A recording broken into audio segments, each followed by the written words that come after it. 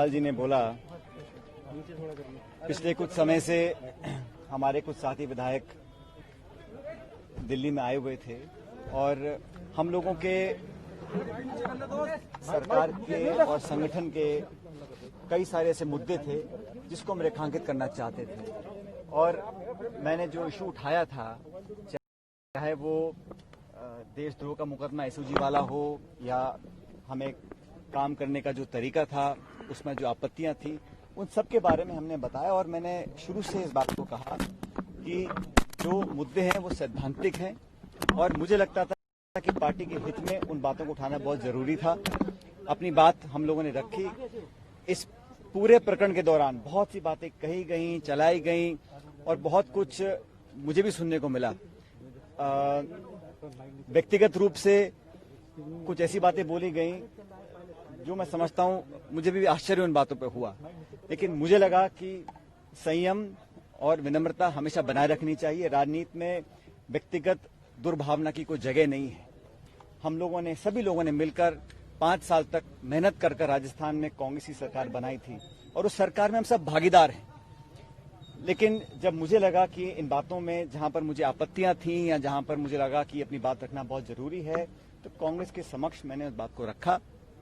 मुझे खुशी है कि कांग्रेस अध्यक्ष ने, पूर्व अध्यक्ष राहुल गांधी जी ने, प्रियंका जी ने, हम सब ने विस्तार से आज चर्चा करी और हमारे जो साथी विधायक हैं उन सब की बातों को, उन सबके कंसर्न्स को हमने प्लेटफॉर्म पर रखा है। और मुझे आश्वासित भी किया गया है, मैं धन्यवाद देता हूं इस बात का, कि ये 3 सदस्य कमेटी बनकर बहुत जल्द उन तमाम मुद्दों का निराकरण करेंगे जो मुद्दे हम लोगों ने उठाए हैं। मैं फिर कहना चाहता हूं, सैद्धांतिक मुद्दे थे, गवर्नेंस के इश्यूज से जो मैं चाहता था एड्रेस हों, ताकि पार्टी और सरकार उन वादों पर खरा उतर सके जिन वादों को कर हम सत्ता में आए थे। और पार्टी पद देती है, पार्टी पद ले भी सकती है। मुझे पद की बहुत लालसा नहीं है, लेकिन मैं चाहता था जो मान सम्मान स्वाभिमान की बात हम लोगों ने करी थी वो बनी रहे। राजनीति में आज 18-20 साल से मैंने जो योगदान दिया है व्यक्तिगत रूप से पार्टी के प्रति, पार्टी भी बात को जानती है।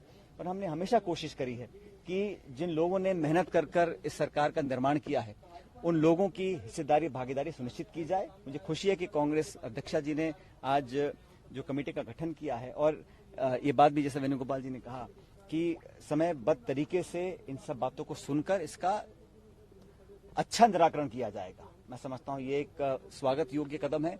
इसके लिए मैं कांग्रेस अध्यक्ष का धन्यवाद देना चाहता हूं। जो आपके साथियों ने आपके बारे में बातें कही, जो व्यक्तिगत हमले किए और जो ये कहा कि बीजेपी के हाथों खेल रहे हैं आप, देखिए मैं ऐसा है, आज से 1.5 साल पहले जब हम चुनाव जीतकर आए थे उस समय हमने कांग्रेस अध्यक्ष को ये निर्णय दिया था देने के लिए कि कांग्रेस का मुख्यमंत्री कौन बनेगा। उस समय अशोक गहलोत जी को मुख्यमंत्री बनाया गया और मुझे उप मुख्यमंत्री बनने की जिम्मेदारी दी गई थी और हमने लगातार काम किया। और मुझे लगा कि इन 1.5 साल में जो मेरा अनुभव रहा वो मैं कांग्रेस तक, कांग्रेस का आला कमान तक लेकर जाऊं। और मैंने सारी बातें कही हैं, वो आज मैं इस प्रेस या मीडिया के माध्यम से बोलना नहीं चाहता हूं, लेकिन वो सारी बातें मैंने बताई हैं। और मुझे लगता है कि समस्या का समाधान होगा, क्योंकि जो सरकार ने और पार्टी ने वादे किए हैं वो निभाने बहुत जरूरी हैं। और मैंने कभी भी सुन लीजिए, हमने कभी भी इस प्रकार की भावना या भाषा या आचरण का उपयोग नहीं किया जो हमारे योग्य नहीं है। और मैं आज भी इस बात पर कायम हूं कि हम लोगों ने हमेशा एक दूसरे का सम्मान भी किया है, लेकिन पार्टी और सरकार के जो हित में था उसको हमने रखा है। और जितना भी लोग कुछ भी कहें, ये बात सच है कि हम लोग कांग्रेस पार्टी के न सिर्फ सिंबल पर जीत कर आए, लेकिन कांग्रेस पार्टी का काम कर हम सत्ता में आए थे। और आज हमारी जवाबदेही बनती है कि हम कैसे उन वादों को पूरा करें। इसलिए मेरा आज ये जो आज हम लोगों ने अपनी बात रखी, सभी विधायकों ने रखी, हम सब मिलकर यहाँ पर आए थे। मैं धन्यवाद देना चाहता हूँ सभी विधायकों का कि इन्होंने बड़े एक खुले माहौल में बेबाकी से अपनी बात को रखा, उसका संज्ञान भी पार्टी ने लिया है। और मैं धन्यवाद देना चाहता हूँ प्रियंका जी का, जिन्होंने समय निकालकर आज हम सबसे बात करी, अलग अलग सब बातों को सुना और मुझे लगता है कि बहुत जल्द समस्या का समाधान।